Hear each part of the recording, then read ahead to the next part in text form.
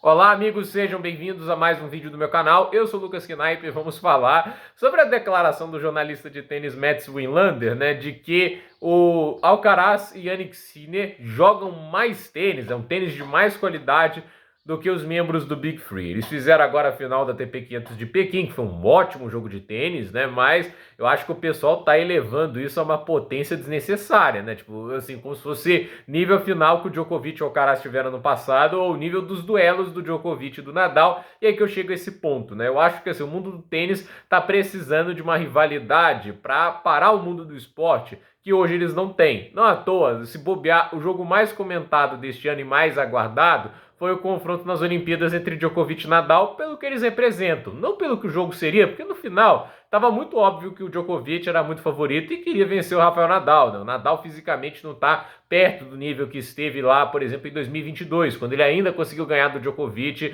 em Roland Garros, né? Mas para pensar os jogos de 2021 de Roland Garros e 2022, né? Quando os dois se enfrentaram. Cara, era um negócio que parava o mundo do esporte. Você via a página do Atlético Mineiro mostrava os jogadores no treino assistindo o Djokovic Nadal, vários outros esportes falando, os trend topics só falavam dos dois. A ESPN liderou a audiência, gente, no Brasil para transmitir um jogo entre um tenista sérvio e espanhol no Brasil. Isso que aqui é um esporte de nicho, entende? E imagina em outros países em que o esporte é muito mais popular do que aqui. O que eu quero dizer é, eles estão querendo isso de novo, né? E eu acho que assim, demora até alguém alcançar esse tipo de patamar de rivalidade, né? Porque eles estão começando a história deles no tênis. E eu acho muito errado fazerem essas forçações de barra, porque no final das contas você só está atraindo mais publicidade negativa. Quando você elogia demais, você tende a trazer ranço das pessoas, né? É o que, ao meu ver, atrapalhou muito a carreira do Neymar, a puxação de saco que a Globo fazia em cima dele, aí o pessoal começava a ter raiva, entende, né? Porque a partir do momento que ele não performasse tão bem igual daquela maneira, o que veio a acontecer mais recentemente, tanto é que hoje não tem mais essa puxação de saco, né?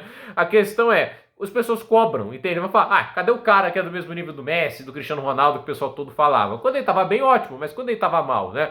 E assim, nesse momento, os dois estão muito bem. O Sinner e o Alcaraz, né? O Alcaraz é o número 2, ganhou 2 grandes slams esse ano. O Sinner ganhou 2 grandes slams e é o número 1. Mas se a gente tem que parar pra pensar, né? Que assim, comparar os caras ao melhor momento de Djokovic, Nadal e Federer é completamente sem pé nem cabeça, entende? Assim, esse ano dos dois é bom, mas não é um ano perfeito, entende? Você para comparar, vou colocar aqui o melhor ano da carreira do Novak Djokovic, 2015. O Djokovic disputou 16 torneios em 2015 e só em um ele não chegou na final, que foi o primeiro torneio do ano, que é um ATP 250 preparatório para o Australian Open, que ele perde para o Ivo Karlovic nas quartas de final. E aí ele foi finalista de todos os Grand Slams, ganhando 3 dos 4, só perdeu o Roland Garros pro Wawrinka. Ele foi finalista de todos os Masters 1000, que disputou, né? São 9, mas ele disputou 8 naquele ano e foi finalista em 8, ganhou 6, e ainda ganharia o ATP Finals, né? Então, assim, ele teve também,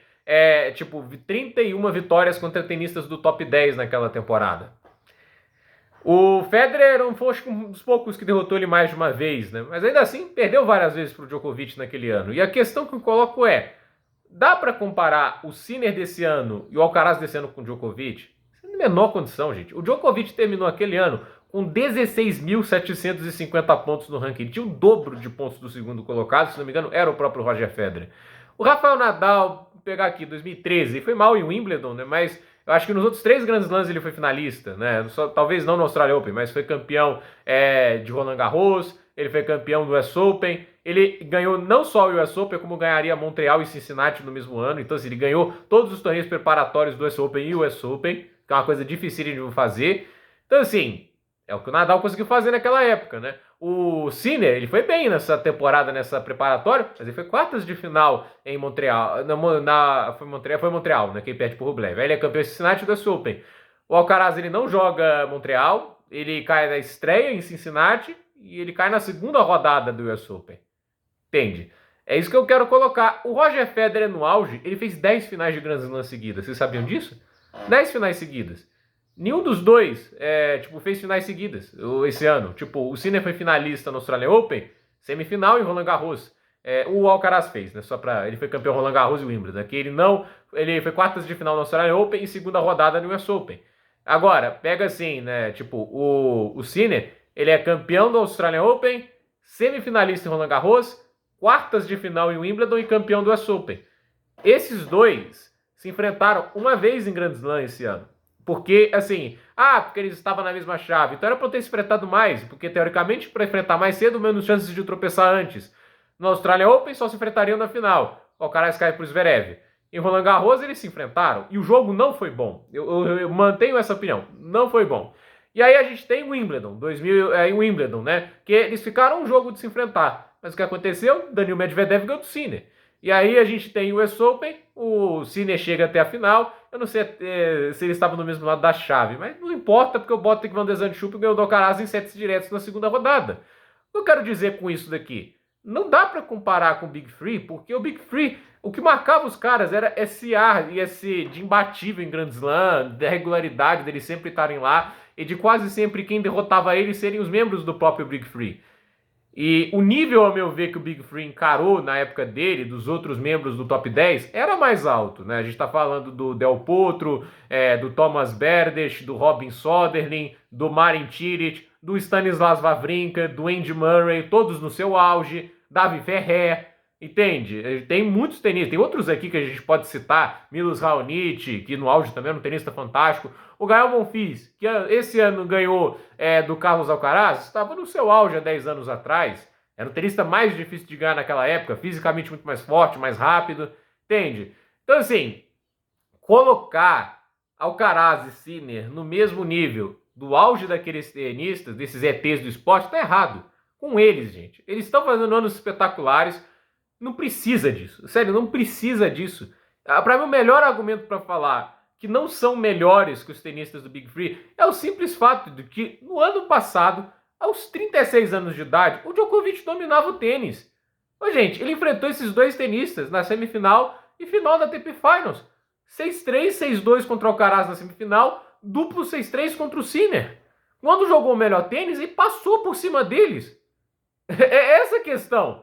Aquele nível que o Djokovic apresentou lá na semifinal e na final da ATP Finals, entende? O Alcaraz e o Sinner ainda não mostraram, entende? Isso, pelo menos é a minha opinião. Vocês podem discordar, mas eu não acho que mostrou o nível que o Nadal mostrava no auge, entende? Fazer que, tipo, o atropelo que ele fez em cima, por exemplo, do Roddick nas quartas de final do US Open, porque ele não existe, entende? Aquele performance de passada, né?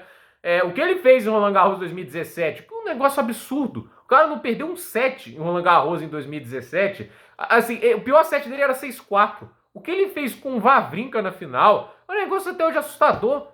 Aí as pessoas vão falar que não eles jogam melhores que o Nadal. Gente, o Alcaraz, quando enfrentou o Nadal em Indian Wells, perdeu. Eu me lembro na época o pessoal falando, não tem condição. O Nadal que vem se arrastando, né? Não estava jogando tão bem, que tinha quase sido eliminado pelo Korda, né? E assim, os 36 anos, 35 na verdade, né? Mas ainda assim, 35 anos, ainda lá, tipo, alto, assim, tudo bem que até aquele momento ele tinha perdido, né? Mas, assim, o Nadal não tava naquele nível de atropelar todo mundo. Mas chegou contra o Alcaraz e ganhou.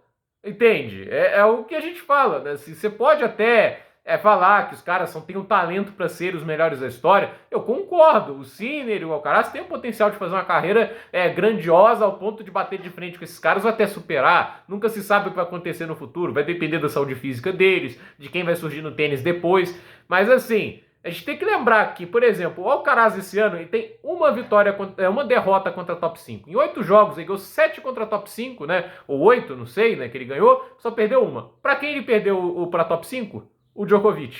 Nas Olimpíadas, entende?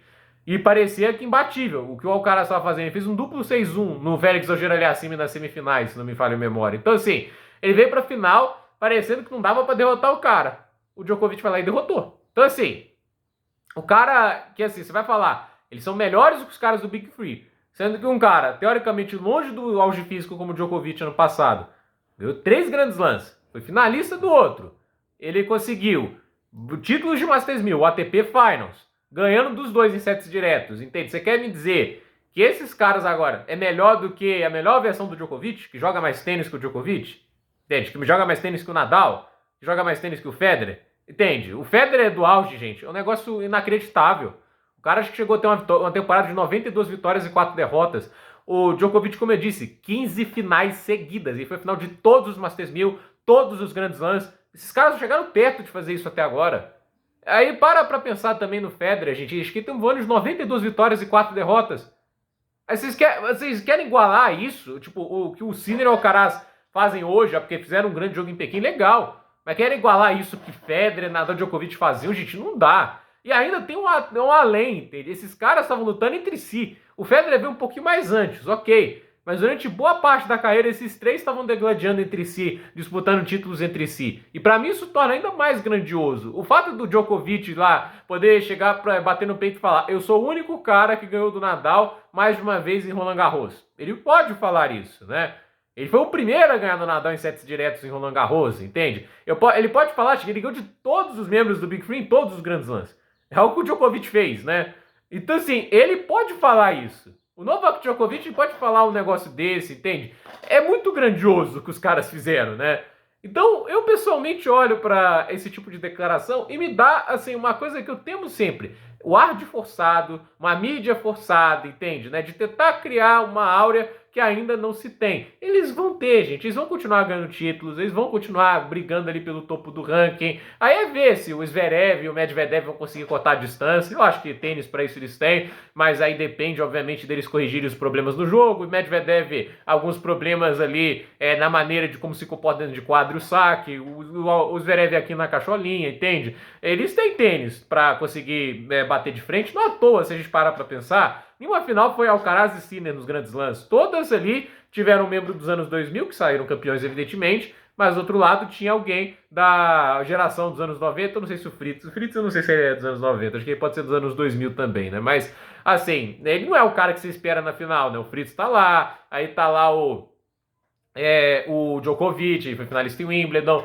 o Zverev, o Medvedev, entende? Eles ainda estão ali. Então, eu pessoalmente acho que assim, esse tipo de declaração infeliz, eu acho problemática para a carreira deles na questão de como você quer fazer com que as pessoas abracem eles organicamente. Então, a ver o que vai sair de repercussão disso, é só uma declaração que fica por ali, mas eu pessoalmente achei desnecessário e até um pouco desrespeitoso com o que os tenistas do Big Three fazem, né? Com o que eles foram capazes de proporcionar. E assim, para mim, não existe um duelo de Sinner e Alcaraz que tenha chegado perto do nível de tênis que Djokovic e Nadal fizeram na final da Australian Open em 2012, que Djokovic e Federer mostraram na final de Wimbledon em 2019, que esses caras já fizeram incontáveis duelos. Querer igualar isso ao que o Big Three fazia, gente, é estupidez, sério mesmo. Pra mim, assim, você tem nesse ano 3 partidas entre Sinner e Alcaraz. Eu sei que no duelo entre eles já sempre teve jogos que foram fáceis, atropelos, mas o jogo em Indian Wells foi ok, o jogo em Roland Garros foi ruim e esse jogo em Pequim foi muito bom. Pra mim, assim, só por causa disso vai colocar o cara no mesmo nível do Big Three, pelo amor, né? Então, gente, por esse vídeo é isso, dúvida nos comentários, deixe seu like, se inscreva no canal, compartilhe esse vídeo e até o próximo vídeo.